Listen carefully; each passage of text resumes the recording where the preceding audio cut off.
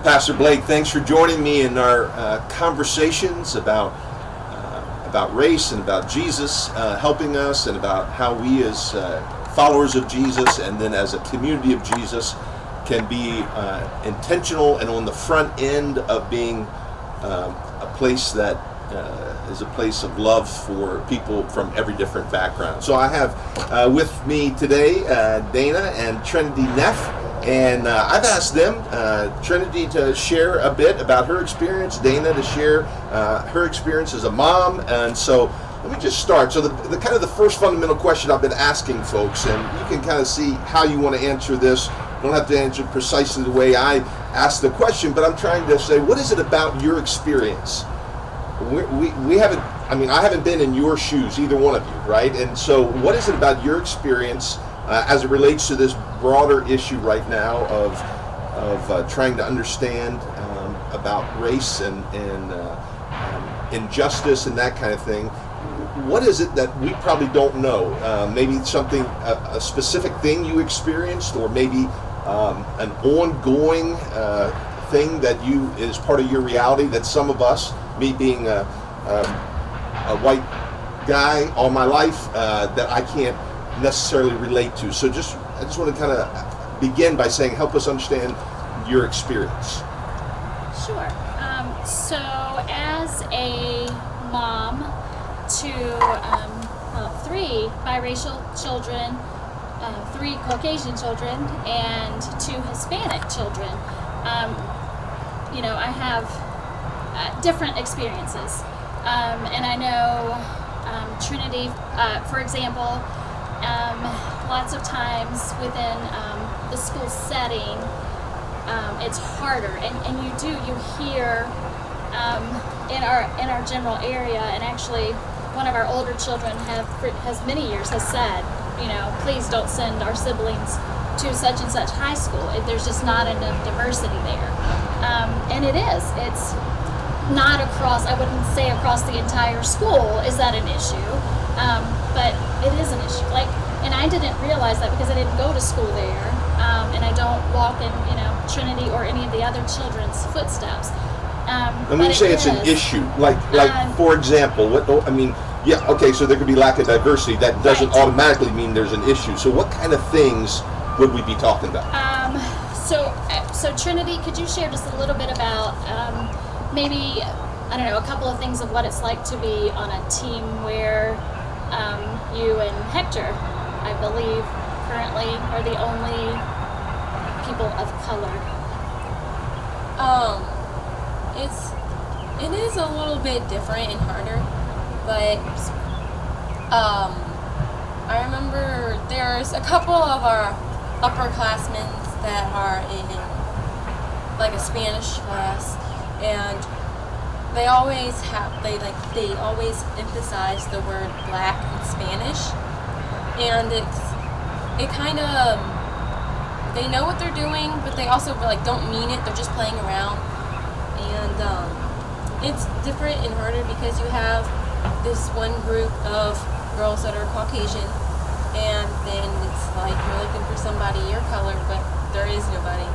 But it works out because I still have friends there that will run and do things with me. And there, we were at a sporting event. That's probably been 2 years ago now. And Trinity and actually Corey both were another kid on a different team, but throughout the game about them was just not very kind. And again, until that, and just seeing some things, sitting back and seeing some things, I honestly was naive to there being just across the board. Still, I don't know. My eyes were opened a year ago with a ministry that I was involved in, and a young lady, a young African American lady, really put me in a hot seat of basically saying, even though I adored her in this particular ministry, there was no way that I knew what they walked through, even though I was trying to talk with them through something. So my eyes were open then, as a Caucasian mother raising biracial children, that it's tough. It is tough out there. we are very thankful that we have such a diverse church like that.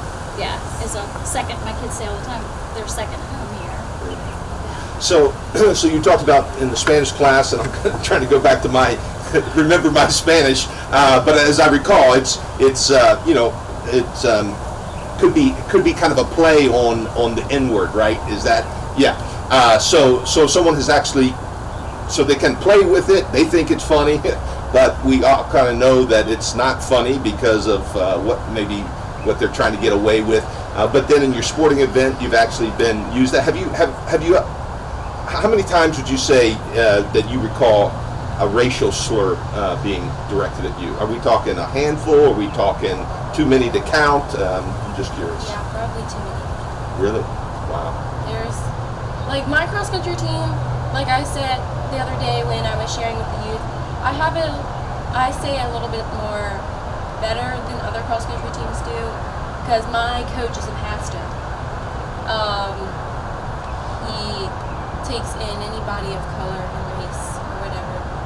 And my cross-country team, we all work together, but there are a few times when people just, like, they have this moment where they're snapped, where they're not having a good day, so they bring it out on you. But I think my cross-country team, and with my coach being a pastor, it's a good place to fit in.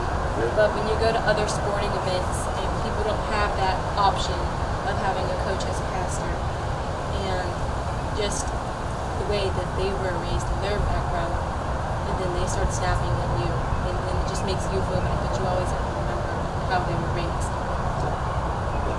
Anything else? I want to get to the question about how would you say Jesus has helped you in this, both mom and daughter here. How's Jesus helped you? But I also don't want to run past if there's any other way you want to help us understand your experience. So you can answer that, or you can move on to the question about how has Jesus been a source of peace or encouragement or direction in related to this. So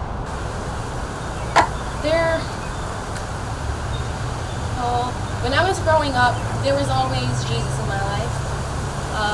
We said prayer before we ate, lunch, dinner, breakfast. We did prayer, Bible school, and everything. But hard when I was growing up. We didn't go to church on Sundays. Sundays was like our relaxed day, or let's go to the water park day, or whatever. But I did have an aunt, her name, should never mention her, but That's all right. and I used to go to that aunt's house, and every Sunday she would take me to church. My grandma, she was the first person I think I went to church with. It was like my first church experience was a gospel church. mostly African Americans. Yes. Okay.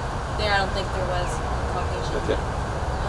Yes, all African American with the choir singing and everything, which I personally thought was cool. Then when I went to my aunt's church, there was like multiple races of Caucasian and Hispanic and African American, which then that opened up my eyes, and I loved going to the gospel church, but I loved it even better going to the church I went to with my aunt. And it happened for a while. I'm probably like maybe a year. That's every Sunday. It's always been my life. But there would be times when I would like be in a hard situation, and Jesus was always the go-to because you're not really sure about him yet. And then when you feel like he didn't get you out of that situation, your faith would drown a little bit. And then when he did, it was like, oh my goodness, he's real. But then when he didn't, it's like, well, wait a minute, maybe he isn't. But he's always been there. I've always believed in him, but there was doubts. But when I felt like Jesus knew that I was going to become a part of the Net family, and he was using me to show me that God is real and that I'm going to go. Because I got way stronger relationship when I went to the Net family, and I feel like God used me and was telling me that even though there's doubts and everything, I am real, and I'm not always going to say yes, and there's going to be no's, but he's using those no's to show me that he can give me any better things. So I'm going to throw out two questions that I didn't prepare you at all for. And so if you don't want to answer them, that's okay, but I'll just throw them out there and maybe you want to come back to them later. But one is, I just particularly curious for you, Trinity. Does any time wherever you've seen a portrayal of Jesus, not as a white Caucasian, but as a Middle Eastern, a man of color, have you ever seen that where it's kind of, maybe you saw it in the gospel church for the first time? I'm just curious if that makes a difference to you, if it ever made you feel more included or excluded when it was communicated a different way. So that's just one question that came to my mind. And then the other question is, and we'll kind of get to talking about our church here. I think of Ebenezer as a colleague in ministry, but I just wonder for someone like yourself, Trinity, what does it communicate to you that he's in a position of leadership? Does that as an African, from someone from African descent, a man of color? I'm just curious if that makes any difference to you, or if it helps you, or it's just like he's just a great guy. I just like him because he's a great guy. So those are two questions. Do you have a reaction to either one of those, to either Mom or Trinity? So you're asking how I look at Pastor Ebenezer? Yeah, well, just the fact that he's a man of color in leadership here, does that, does that somehow feel like it opens more doors for you? Or, I'm just curious. I've heard some people say that not only seeing that we're a diverse church, but there's diversity in our leadership makes a difference to them. I was just curious if that... I've never really looked at it that way, because I see all people the same. Okay. But I love how we do the Congolese service, the Swahili service. Yeah. And I love seeing all the kids come. I love teaching and helping Mom teach the kids. But I've never really looked at it that That's way. great. I see all people Yeah. the same. Yeah. I'm so glad that she said that. Okay. Because I say something very similar to I just feel like I see everybody the same. And I know that that's a contradictory statement in itself. Yeah, yeah. But so glad that you said that. Just, Yeah. yeah. Well, so Yes. so then let me just kind of move it to other questions I was hoping to get to, and that is, I'll just ask these both, and you can answer them in whatever order you want. Number one is there anything we as a church, so I'm asking, this is Mom who cares about all of her kids the same, and her biracial kids, she wants them to feel welcome, and that this is their home. Is there anything we as a church maybe do really well, or things we could do better? This is not just for us to pat ourselves on the back. We want to know maybe there's some blind spots we have. And then if there's a word you'd want to say to individual Christ followers, particularly those of us who are white, that you would want to just say, this is something that I think if all Christ followers were doing this, it would help advance the cause of racial justice and bring healing. So us as a church, and any word you'd want to give to specific Christians. I'm putting you on the spot, Mom. You got to go first. Me? Okay, I'm gonna all give right. Trinity a little time to process that. That's fine. Us as a church, I feel like we rock it. Our doors are open to anyone and everyone. We're very diverse. So yeah, I can't personally think of anything I would say that the church would need to change. We do. Our doors are open to everyone. Any specific words for individuals, individual Christ followers, that if you just had a chance, if everyone in our church that was Caucasian just sat down and said, Dana, you have any words of counsel for, how we can be better representatives of Jesus on this matter? Is there anything you would just kind of have a standard reply? Probably, do your best to see us all the same. And again, I know that statement can be contradictory, but just do your best to look at her just like you look at me, or to look at me just like you do Jane Doe that walks in. She may be someone from a completely different culture, but just look at us the same. Yeah. and I'm guessing I'm reading between the lines a little bit, but I think you're saying, look at us as individuals, right? It's Yes, like, because yes. you're not going to be the same as Right, Jane Doe, no matter exactly, what, even if she exactly. looked like you, you Right, know. So, right. yeah, good. Yes, even if it were my sister Erica, who looks exactly Yeah, like right.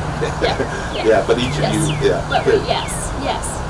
So Trinity, anything you want to say about us as a church, family, or just to individuals? Anything you'd like to?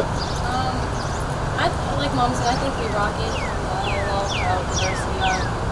I remember it was before one of our meets. Sorry, I'm concentrating again, but it was before one of our meets. I was talking to a friend, and I was talking about church because she was like, "You talk about your church a lot," and I was like, "Yeah, I love it there." And she's like, "What kind of church do you go to?" And she's like, "Methodist, Baptist," and I was like, "Community. I go to a faith community church." And she was like, "Oh, I love those churches." And I was like, in my head, I was like, aren't all churches the same? And then I was like, and she was like, that's so cool. And then I was talking about how I helped Mom with the Swahili service, and she was like, and she just kept going on. I love how diverse community churches are, and I haven't really looked at it that way before, but yeah, I think we do rock it. Man, I just want to stop on that note right there. We rock it. We're going to put that as our new tagline. Hey, but let me just close by saying we are so blessed, Trinity, that you're part of our faith family. Dana, that you're part of our faith family. All of the Neff families, you all just in so many ways are a blessing to us. And thank you. I know this was not comfortable. You didn't ask me to say, can I get on video? I'm asking you. So thank you for taking that risk and speaking out, giving us perspective. We love you. Thank you.